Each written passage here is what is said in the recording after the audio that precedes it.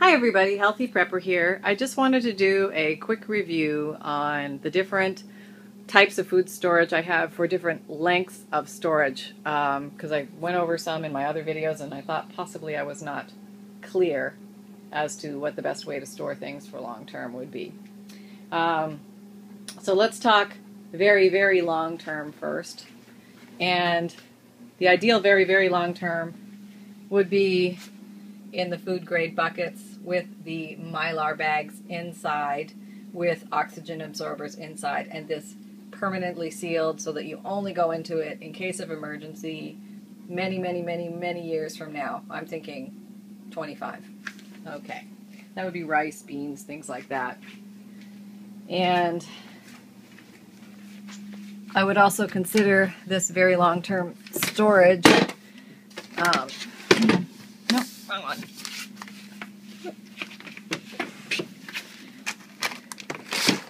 Is that the right one? Okay. This is a mylar bag. There's no vacuum seal on this. There's no Ziploc seal on this. There's a mylar bag inside a vacuum seal bag. Okay, so this is a 2-person meal. This happens to be mac and cheese. That will only be opened, in case of emergency, or honestly, in case we get hungry and we decide to eat it. And it is stored for a very long time this way.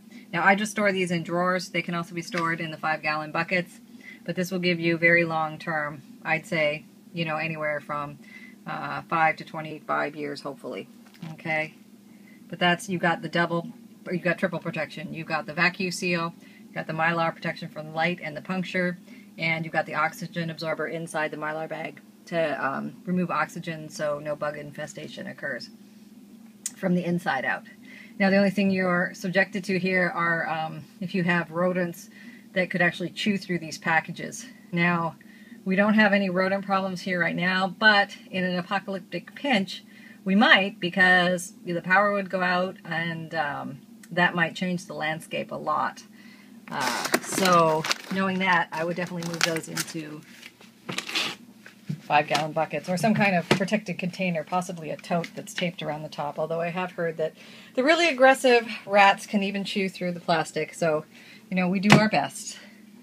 And now I want to call this mid-length or medium-length storage.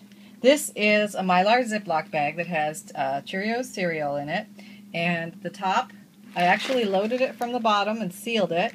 And the top already has a Ziploc that's sealed in addition to just the Ziploc. And it has an oxygen absorber on the inside. And why I call this medium storage is because there's a good chance I'm going to want to get into this before any apocalyptic pinch.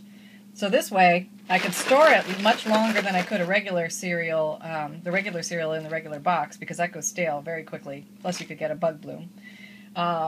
But I can get in and out of this as I need to. And if I do get into it, and let's say I'm not going to go back into it again, it was just a quick pilfer, and had to have some Cheerios one day, and I probably won't be going into it for another, 6 months to 2 years or something, I would just throw a new oxygen absorber on the inside and seal the bag again. So up on the shelf these will go with the other cereals. So that's what I would call midterm storage. Now, short-term storage, I would call anything that you're keeping in the original packaging. For example, these raisins. You go through raisins relatively quickly, and I actually make my own raisins too. But they're just plastic with paper. I'm not going to get too excited about these because these are probably going to be gone within 3 months. So I look at anything as going to be gone within 3 months as short-term storage.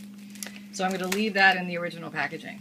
So I just wanted to put this out there because I'm seeing a trend on more couponing to build storage supplies, and I really think it's a good idea that we think about when we're going to possibly eat the food and how we can extend the life of these really good deals that we're getting.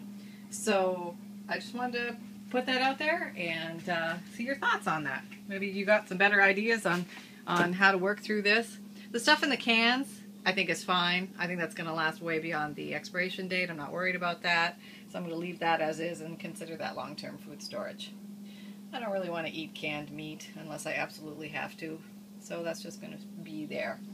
Oh, some things I am going to change, which are in the process, are these individual packs of oatmeal. These are great dehydrated foods for emergencies, bug out bags, things like that, but I definitely want to remove the air, vacuum seal them, or put them in mylar bags with the Ziploc top and the oxygen absorbers. So anything that you can see that's in a paper container, definitely think about doing that when you collect your goodies on these amazing coupon deals out there.